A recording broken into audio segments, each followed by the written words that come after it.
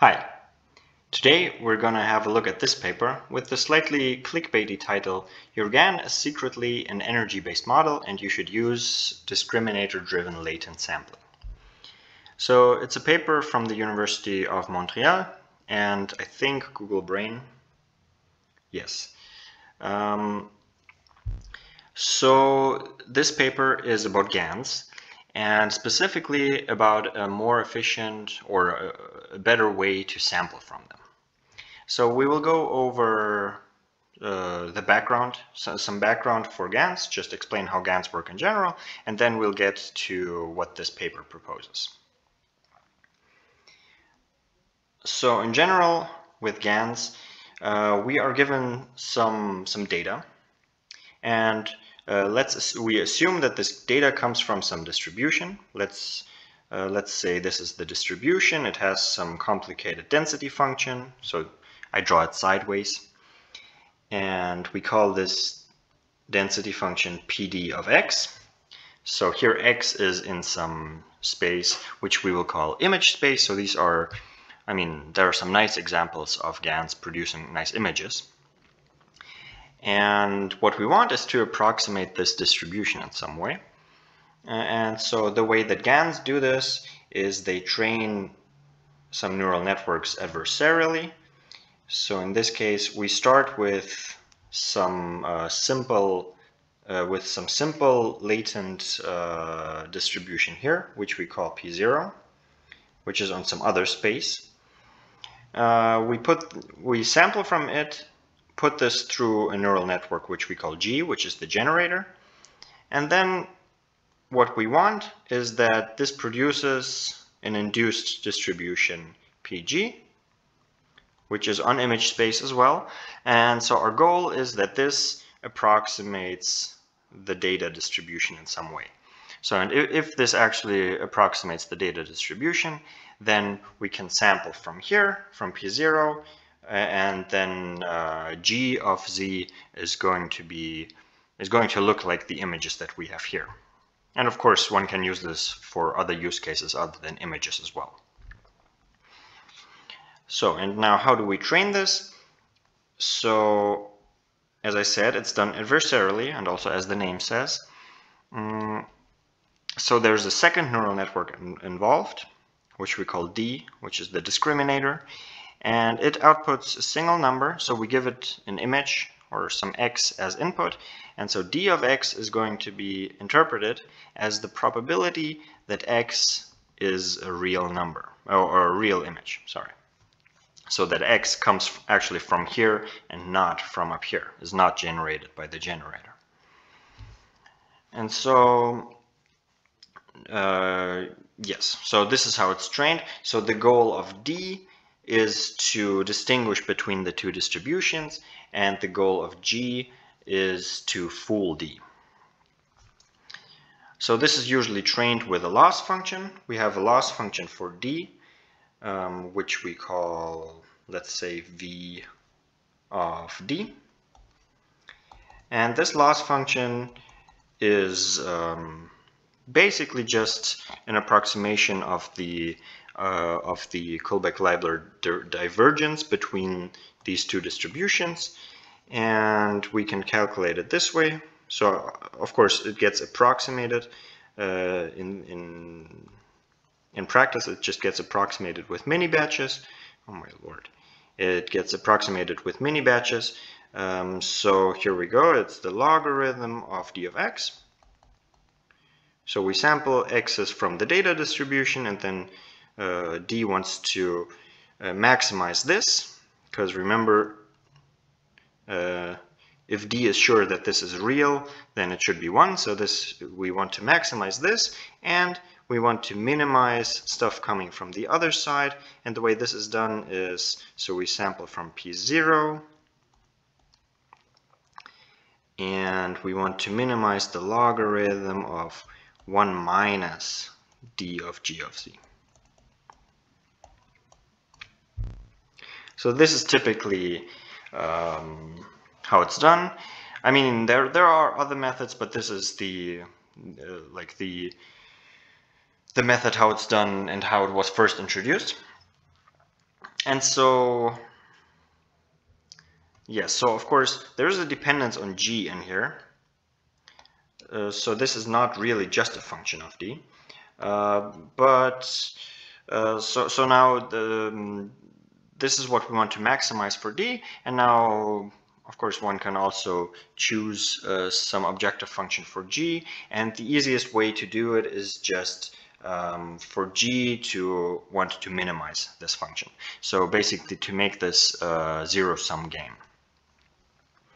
And so then what we are looking for is G wants to minimize this, D wants to maximize this, yes, this cost function. Yes, so in practice what this means is we sample from both of these distributions, then we train D for a step, then we train G for a step, and just keep going like that until we hopefully converge. Of course, there are no theoretical guarantees of convergence. There are lots of questions of, I mean, we can settle in a Nash equilibrium, or, I mean, it's a complicated problem, and often we suffer from what is called mode collapse. So what this paper points out is, so let's assume that we have a finished sampled network, a finished trained network. How we sample from it is then we sample a Z from P0, and then simply just our output is G of Z. So what this paper points out, that we absolutely ignore this whole thing. So we trained a network, we trained two networks in this process. We trained G and we trained D. But in the end, we completely ignore all the information that is stored in D. All right, so what is one way to actually use the information in D? So what this paper does is it introduces a new distribution, which I want to draw somewhere. I'm going to move this stuff to the side, 1 second. I'll just move this over here. So what this paper does is it introduces a new distribution up here, which we call PT of Z. So this is on the latent space again. So this is here. This PT of Z is more complicated, but we can sample from it using Monte Carlo techniques. And then again we apply G to it, which gives us a new distribution, which we call PD star on the image space.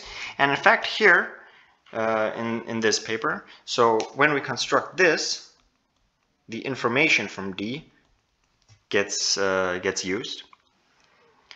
And in fact, there is, in the end, there's a theorem that if we have the optimal discriminator trained, if our discriminator is optimal, then in fact, this induced distribution here is going to be equal. So that is, of course, nice.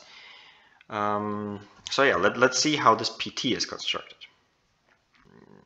Well, so there's a theorem which was actually introduced even in the original generative adversarial networks paper.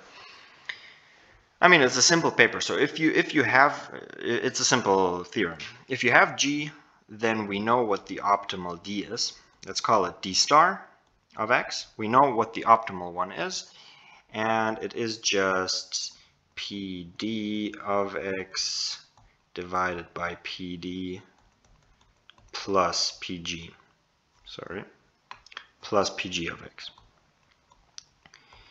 So we know that this one is actually optimal. Yeah, I think I'm gonna leave this as an exercise or something. I mean, it's not hard to see. So it really just follows from this definition up here. Yes. So this is the maximizer. This is the maximizer here. So this is known. This is a known theorem. And now, so now we can write this as 1 divided by 1 plus PG over PD, which is the same thing as the logistic function of d of x. So this paper calls it d of x, and d of x, or rather e to the power of d of x, is then of course simply PD divided by PG.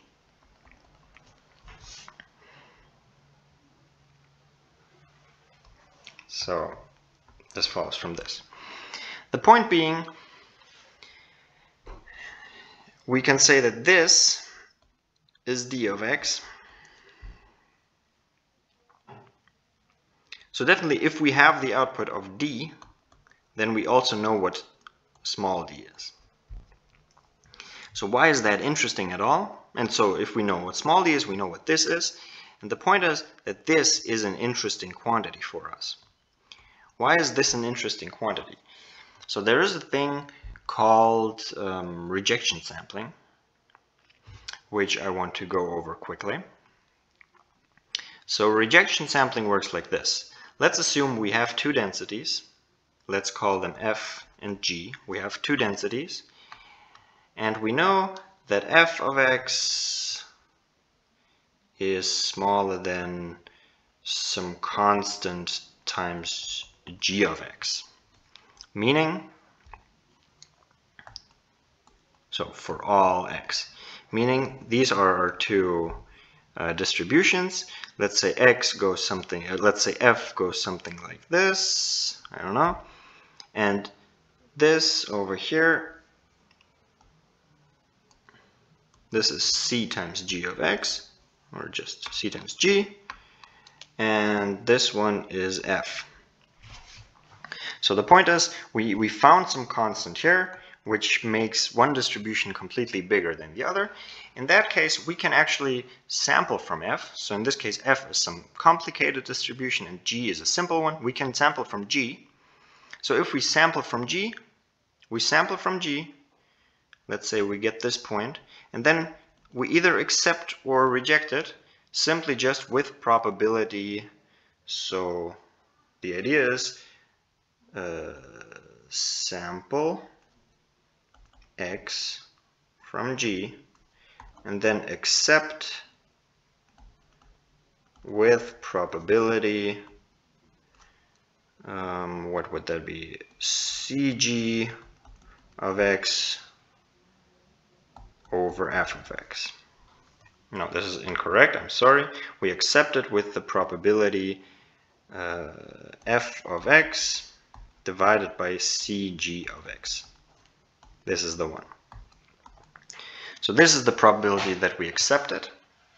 And the nice thing about this is that, so if we don't accept it, if we reject it, then we have to sample again. We have to repeat this process. So, but the nice thing is that if we do this, then we get an x which is distributed distributed according to the distribution f. So this is how rejection sampling works. And why is that interesting to our case here?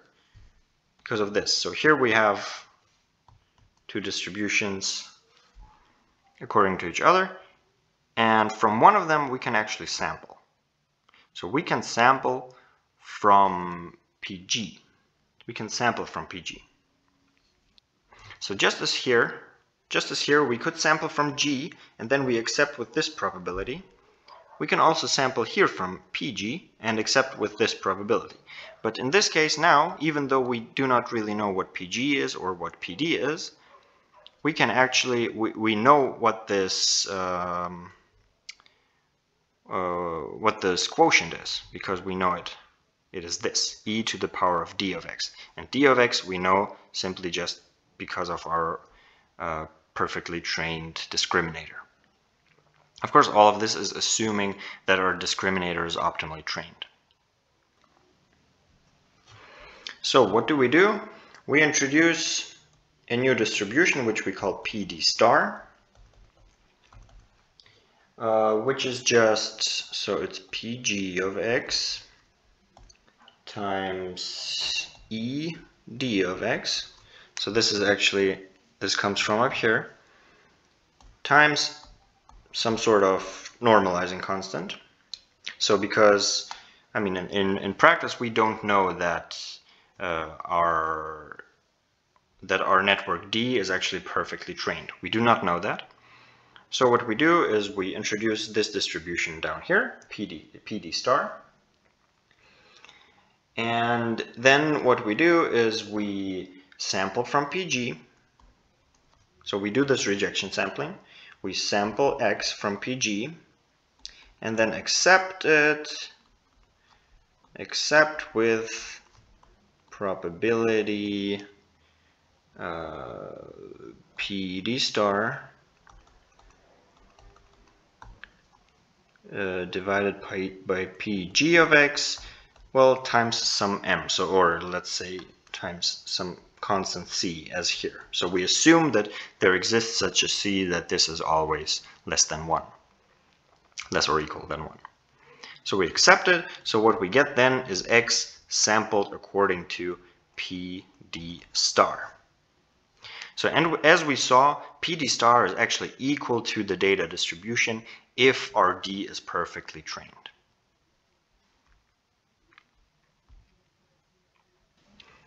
So yes, but this is the same thing as sampling Z from P0 and then accepting it again with the probability.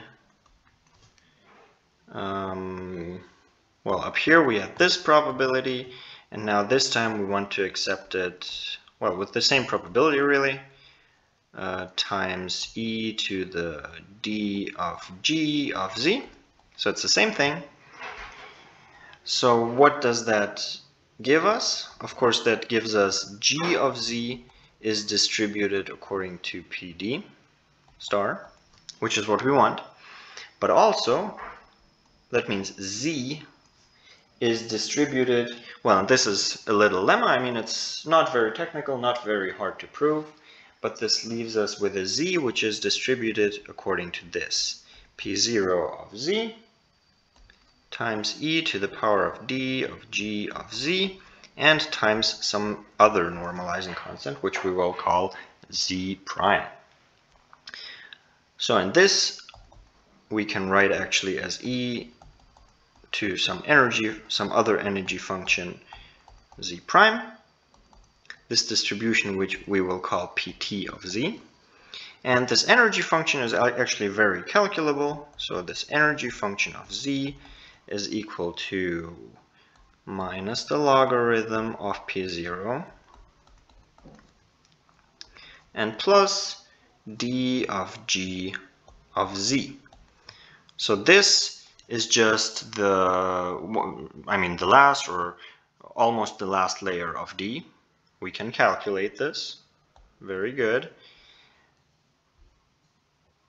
And this, of course, we can also calculate because P0 is chosen nicely. For example, if it's a Gaussian, then there's no problem at all in calculating this. So this energy function can be calculated. And what does that mean? So that means that we can actually sample from PT.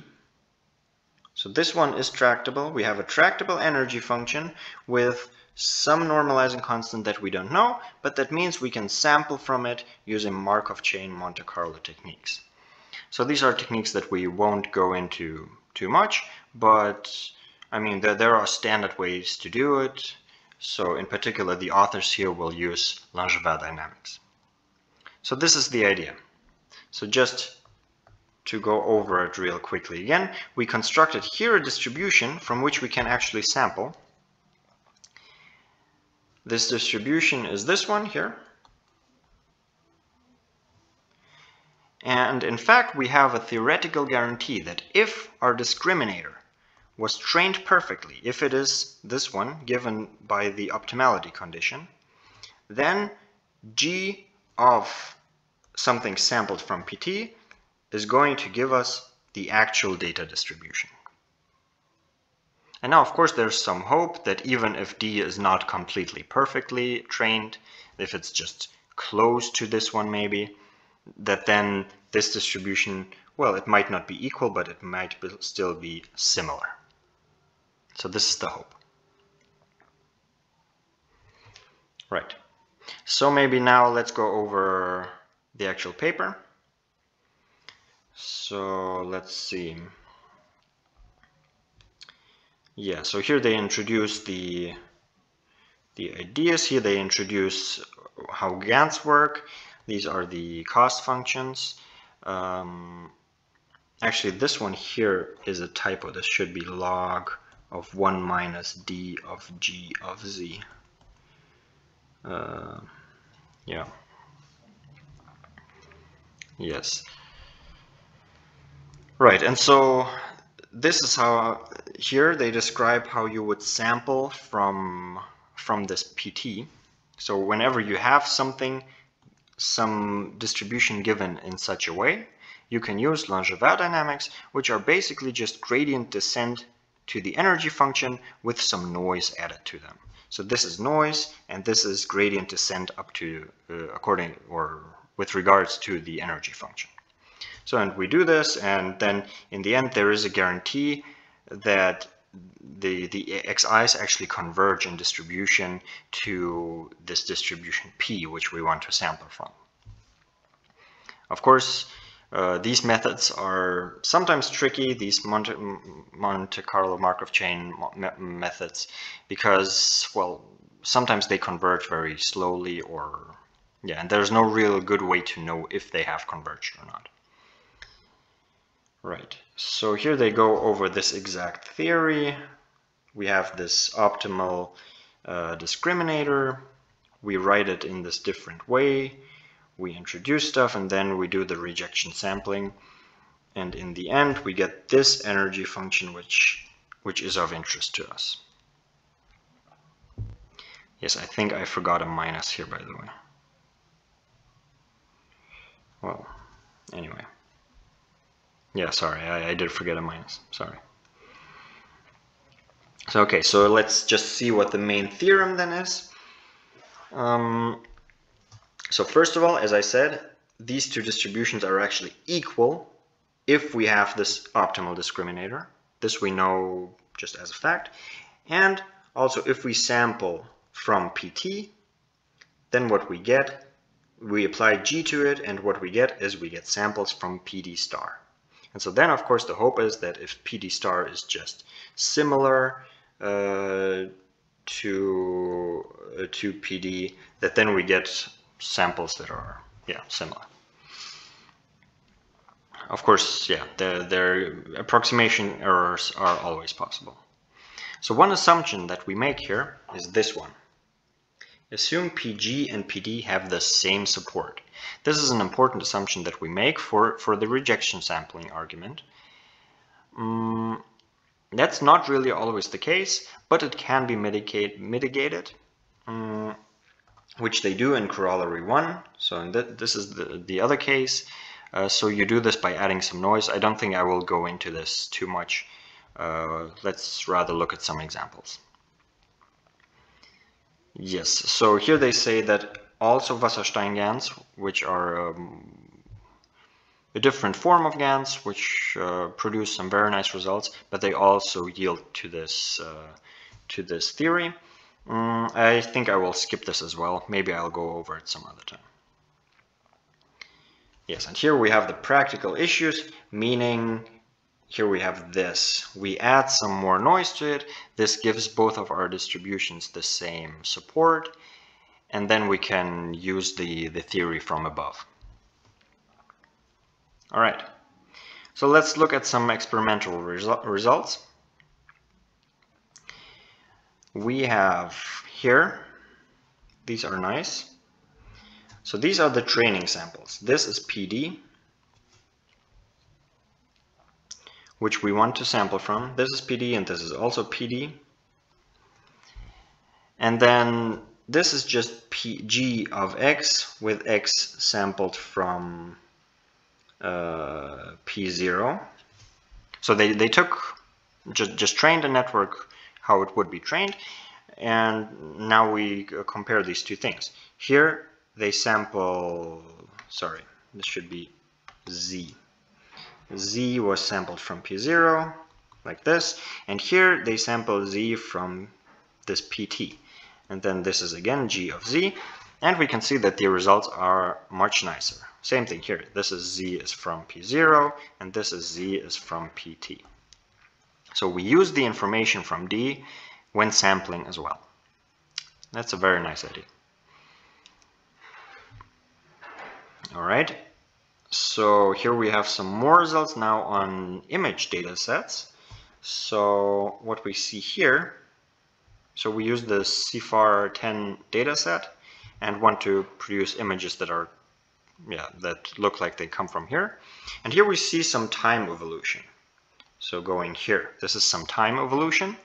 So what is this? This is, so we want to sample from PT, and these are just actually the Langevin steps. So this is the Langevin dynamic. So this would be, for example, x1, x2, and so on. And at the end we get at some x, I don't know, n, and xn is very close to actually being sampled from PT.